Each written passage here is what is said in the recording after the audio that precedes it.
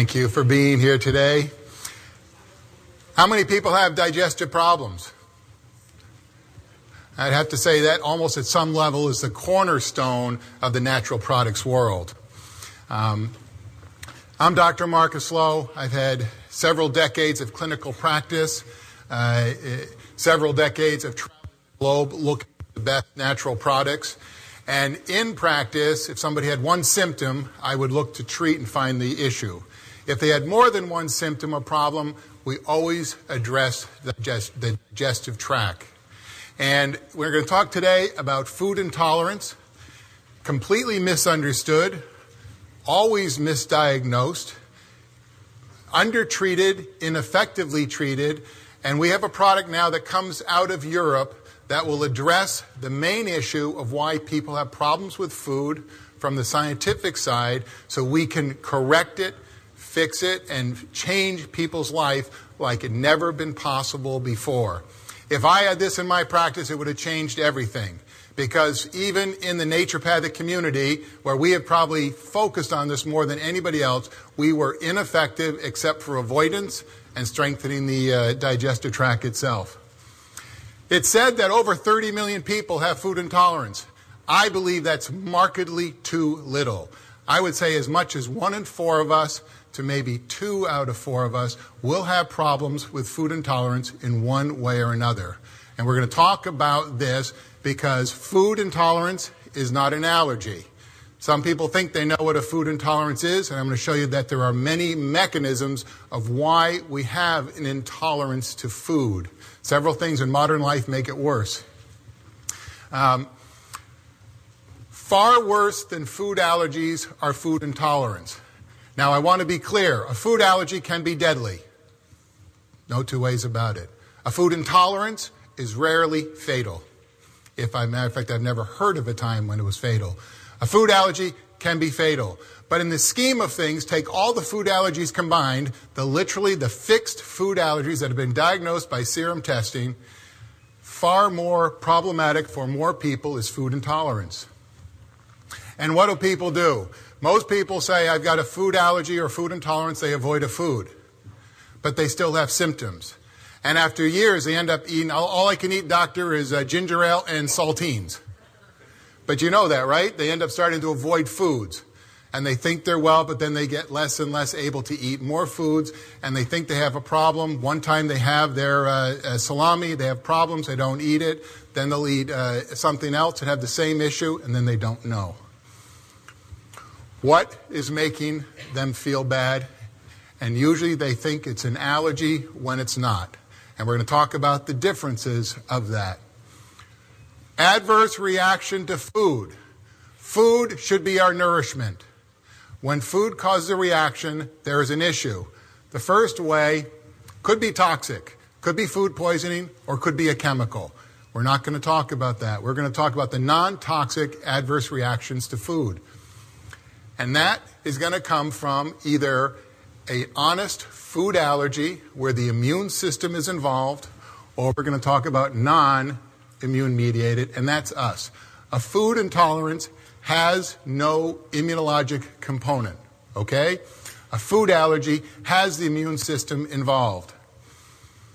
And if we look at the food allergy, you could have a lab test, you could do some sort of a test to find out, and you will see that your body has responded to the food particles, it has set up an immune reaction, it has attacked those particles of food as a foreign invader. So really what you've done, you've got the immune system attacking food. If your digestion had done its job, the food would be nourishment. If not, we're asking the immune system to attack food, to actually finish the job that digestion should have. They are not very common. Most people say they have a food allergy. They don't really. Most people have this, which would be an intolerance, either from taking some sort of a drug, which stops our digestive ability, and we'll talk further about that, but normally it's an enzymatic insufficiency. We have an enzyme deficiency that has not been yet talked about in this industry until today, right now, and we have a solution for you. But this is, you can get the same type of reaction in the body from a very different mechanism. an allergy versus intolerance. This is probably one of the more important slides because if it's a true allergy, you can go in and do a lab test. You can see that you'll have the immune system as part of it. And then the body will actually cause a release of histamine. What does histamine do? Anybody know what histamine does? Vasoconstriction, permeability. You get a bee sting, you swell up. Mosquito bite. But it actually does a lot of things in the body, which we'll talk about soon, because it's also a neurotransmitter. It's also a cell communicator. But with an allergy, the body has a reaction to a food, it releases histamine, and then you'll have some reaction in the body. And look, an intolerance also will have the exact same reaction. From the end result, you can't tell if it was an allergy or an intolerance without lab work. But in essence, you eat a food, you're eating a food that has histamine in the food. Histamine is a breakdown product of foods. And in that, your body, if it's being compromised, you'll have an enzyme deficiency.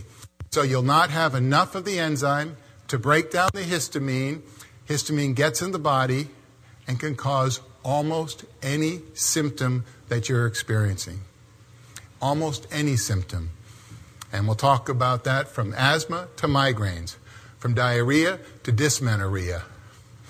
Same type of reaction from a completely different mechanism. A food allergy is not a food intolerance, correct? Okay, good. So a food intolerance is a food intolerance. It does not have an allergic component. If it was allergic, you would have an immunologic component, These are common types of food intolerances. Probably the most well-known in the natural products world here at this show would be lactose intolerance. In the last few years, we're seeing gluten. Why does somebody have a lactose intolerance? Somebody want to venture a guess? Because we're missing an enzyme. We either are lacking lactase, an enzyme that digests lactose, or we're not making it in enough quantity for the lactose we're consuming. Is it a deficiency for life? No. You can actually increase your level if you slowly build your body up. Your body will respond and regrow, resecrete the lactase and gluten. We can also create or take an enzyme that will digest gluten, but these are common. Fructose, we're starting to see more allergies to more foods, not because they're more allergic, but because we're eating more and more of them. And if you eat more of them, you're asking your body to make more of the enzyme to digest it, and we overload it. So we're getting a buildup of the product that can't be broken down, and we're having problems.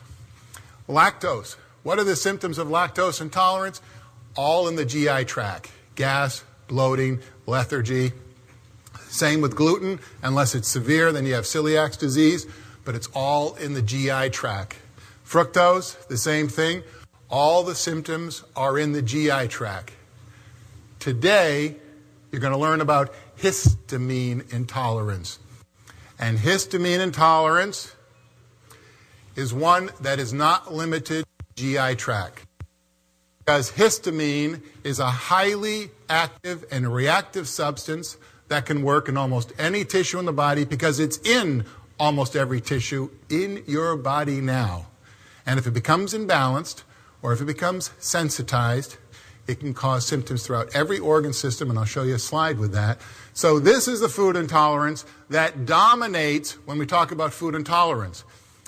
Much greater than lactose, gluten, or fructose is histamine. And it's not limited to the GI tract where all the others are.